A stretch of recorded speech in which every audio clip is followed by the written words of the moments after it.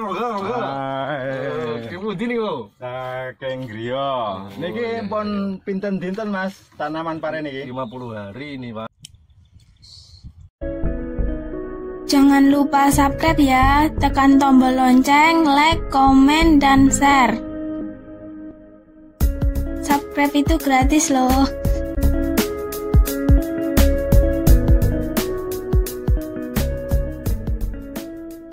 Nanti mungkin akan coba-coba tanam pare. Jadi sekarang mau lihat dulu gimana caranya. Mas bisa kasih tahu sama saya ya? Bisa mungkin bisa bantu dikit-dikit lah. Terus seperti pengalaman yang saya cara penanamannya itu gimana Mas ya? Awal mulanya awal mula kita buat bulutan dulu, ladonan dulu ya. Terus nanti benihnya itu kita semai. Nggak langsung disemai di lokasi. Iya. Jadi kita ke pesemaian, kita suruh semai, nanti 15 hari lah dia sudah siap untuk tanam. Ada pupuk dasarnya? Ini ada, pupuk dasarnya saya gunakan organik Mas. Di organik bisa iya. Kotoran kambing yang sudah jadi, kompos. Enggak yang baru ya, yang baru berbahaya Mas. Iya. Nanti kita taburkan, terus kita kasih dolomit dikit gitu. Iya. Sudah, terus kita plastik, langsung kita bolong-bolong itu. Ya, jaraknya yang agak aja. Jaraknya yang paling ideal itu berapa ya Mas? 1,5 dari dia. 1,5 ya? 1,5. Kalau 1 meter tuh cepat tempuk dia. Cepat ya. Cepat rumput. Tanaman pare ini kan seperti koro bisa dibilang. Iya, seperti gambas, terus kacang. Tanaman yang rambat lah. Iya. Jadi kalau terlalu banyak daun, itu produktivitasnya malah menurun. Buahnya kurang Mas ya? Kurang. Oh iya. Oh jadi sangat jarang sekali ya? Iya. Dalam per batang tuh bisa dikalkulasi Mas ya, berapa biayanya satu batang. Nanti kalau katakan 1.000 batang tuh berapa. Jadi kita ambil kira-kira, katakan saya punya modal sekian, itu kan bisa Mas ya? Bisa. Estimasinya saya selalu menggunakan standar. Reng-rengannya itu ketika harga jualnya Mas. Kalau harga jual rata-rata pare itu 3.000, berarti kita ambil setengahnya. Ya. 1.500 lah itu sampai habis lah itu. Iya. Jadi nggak begitu banyak lah untuk. Jadi kita biar ada selisih nanti ketika penjualannya 3.000 ya kita modal 1.500, kita untuk 1.500 gitu. Tinggal PR-nya nanti penghasilan tonasenya. Ya. Kalau tonasenya terlalu bisa semakin banyak, ya, kita pun untung banyak sisa juga. Sebenarnya ini informasi untuk rekan-rekan tani muda ya. Tanaman itu harus kita punya grid, maksudnya itu batas maksimal operasional gitu. Iya. Agar kita punya manajemen supaya nantinya itu kemudian hari kita nggak asal bisa menekan biaya. Kita punya reng-rengan, kalau gini sudah kebanyakan kita nanti akan kalah gitu. Iya. Jadi ada kita harus menekan biaya. Kita siapkan biayanya itu, kalau bisa kita siapkan dulu agar nanti prosesnya itu enggak tersendat-sendat gitu di tengah perjalanan. Iya. Masalahnya kan kadang-kadang pare itu kan kalau sudah setengah musim ya, setengah musim kita sudah petik dalam pertengahan, itu kadang-kadang itu pare itu ada yang warna kekuning-kuningan, itu penyakit apa Mas itu Mas sebenarnya? Itu kuning itu banyak penyebab Mas. Yeah. Bisa dibilang itu serangan jamur, bisa dibilang kekurangan unsur hara. Kita lihat dulu kalau di daunnya itu bercak-bercak berarti itu ada serangan jamur. Ya. Rata-rata kenapa di tengah perjalanan itu banyak muncul? Karena sirkulasi udara dalam setiap gulutan ini karena terlalu banyak daun, jadi jamur mudah menyerang Mas. Iya, saatnya lembab gitu. Jadi kita perlu sebuah sistem pewiwilan. Iya. Jadi dikurangi daunnya. Karena pare daun yang dolornya itu tahu Mas ya? Dolornya itu kecil-kecil, itu sangat jarang untuk berbuah. Berbuah pun dia tidak maksimal. Jadi kita potong saja itu. Kita potong, kita wiwil terus agar sirkulasi udara lancar. Jadi setiap hari harus selalu ada penelitian Mas ya? Iya. bisa jadi dihitung. pegawainya sudah tahu itu ya, sudah dikasih tahu. Karena pegawai saya ini masih baru ya, saya ajari lah gitu. Orang mana mas pegawainya itu? Tetangga dekat. Tapi karena rata-rata itu loh, dia ngeyelan gitu loh mas. Hahi mas. Istilah Jawanya itu hahi lah. Iya, nggak apa-apa. Tapi dimaklumi lah, nanti belajar lama-lama kan bisa mas. Ya. Kalau unsur hara dia sangat,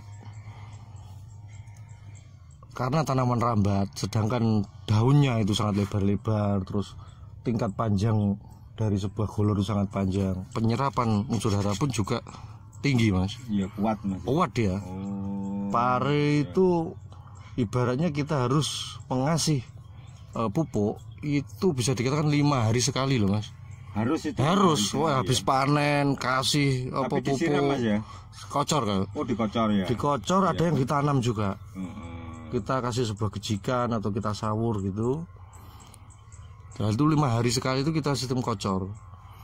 Pupuk yang saya gunakan adalah pupuk yang kadar nitrogennya rendah sekali ya. Soalnya kan akarnya kan akar lembut. Dia akar lembut. Kalau terlalu banyak nantinya ditakutkan serabutnya dia malah gak kuat dia. Dia malah gosong, mati. Masuk akal gitu. Tanaman pare perlu diketahui, dalam kita menanam pare itu ada nanti 1-2 tanaman itu yang bisa dikatakan pare lanang mas. Ada pare lanang. Orang-orang mengatakan itu Maroko, padahal secara pengalaman benih, setiap benih itu pasti ada tanaman yang nantinya itu kurang produktif. Yang dikatakan orang-orang Maroko. Iya, itu dari kecil sebenarnya ketika ketahuan, dia umur 15 hari setelah tanam nanti sudah mulai ketahuan. Dari tingkat penggolorannya, daunnya itu pasti kaku. Ya. Terus golornya itu bisa dibilang itu panjang-panjang.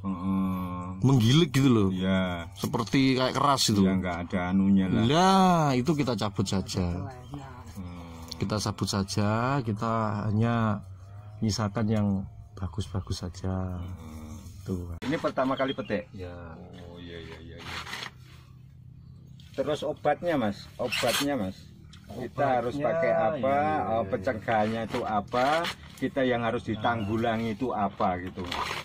Tanaman pare itu karena tanaman rambat, dia adalah tanaman lunak juga. Ya. Jadi obat yang kita gunakan itu harus 3 jenis ya. 3 jenis ya, 3 macam ya. 3 macam. Yang pertama insek. Yeah. Insek saya pakai obat yang tidak panas seperti Abamectin. Terserah itu merek dagangnya apa lah. Ini barunya Abamectin. Yang kedua adalah untuk menanggulangi jamur. Iya. Itu karena ada trotol itu kita tanggulangi dengan fungisida. Pakai apa mas? Fungisidanya gini, karena pare merupakan tanaman berdaun berbulu, itu yang lebih cocok adalah fungisida dengan bahan aktif klorotalonil. Iya. Dia embun-embun tepung, terus bercak-bercak itu bisa, sasarannya pas kalau klorotalonil. Iya. Terus cara penyemprotannya mas, pagi hari atau sore hari mas? Itu bisa kita modifikasi, maksudnya bisa sering-sering. Kalau pada waktu awal-awal kita pagi hari, terus nanti kalau mendekati ada musim serangan ulat itu sore hari ya.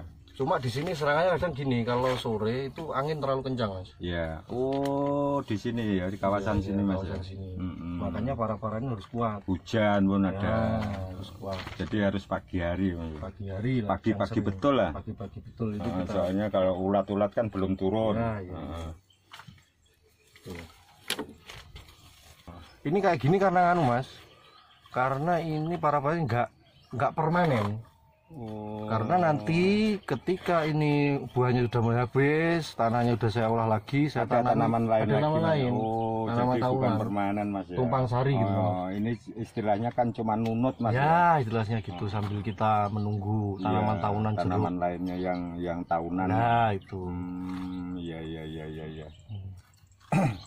Kira-kira ini luasnya berapa mas ini mas? Luasnya ini setengah bau ya. Setengah bau. Ini biasanya kalau setengah bau itu mas sampai petik habis musim itu Kira-kira berapa Mas? Kalkulasinya berapa Kalkulasinya ton Mas? gini Mas ya. Ini karena setengah bau ini Yang saya biasa lah ya, yang saya biasa. isi anggaplah kurang lebih 10.000 batang. Ya, Anggaplah satu batang itu mampu 7 kilo. ya. Bisa lebih nanti tinggal Ya. perawatan lah. Berarti Itu sekitar nanti 7 ton lah. 7 ton lah. Ya. Oh. Itu untuk buah-buah pertama gitu Ah. kan. Untuk buah, untuk tanamannya ini, tanaman yang awal ini 7 ton lah. Nanti Kalau setengah ini harus pakai tenaga kerja berapa Mas? Biasanya Mas? ini kalau tenaga kerjanya 2 lah. Oh, 2 ya? 2 orang. Yang pasti 2 Ya lah. itu seperti untuk para-paranya, untuk merambatkan tanamannya, Iya. itu 2 Cuma orang. masa musim petik kalau banyak ditambah orang nanti lagi. tambah orang lagi. Oh iya. Terus modalnya Mas, modalnya itu dari awal itu plastik itu kira-kira Gini, sampai habis tuh kalau estimasi modal saya selalu menggunakan reng-rengan gini. Kalau pare itu rata-rata penjualannya itu 3.000, ya. nanti sistem operasionalnya itu saya bikin setengahnya, jadi 1.500 per tanaman. Seperti Lombok saya bisa pakai 5.000 per tanaman. Iya. Lombok cabai besar itu. Kalau pare kan karena jualnya mungkin 3.000 ya, rata-rata nanti 1.500. Oh, buahnya besar-besar Mas ya. Ya itulah lumayan ya. Oh, ini petikan pertama Mas ya. Iya Mas. Oh, pananan pertama sudah segini Mas ya. Pupuknya nggak banyak-banyak loh Mas. Oh, pupuknya nggak banyak ya, kiriman, Nggak pupuk banyak, kiriman Mas ya. Cuma kiriman karena ada pupuk dasar, jadi saya cuma kiriman sama GPT itulah yang kita pakai Iya. daunnya itu.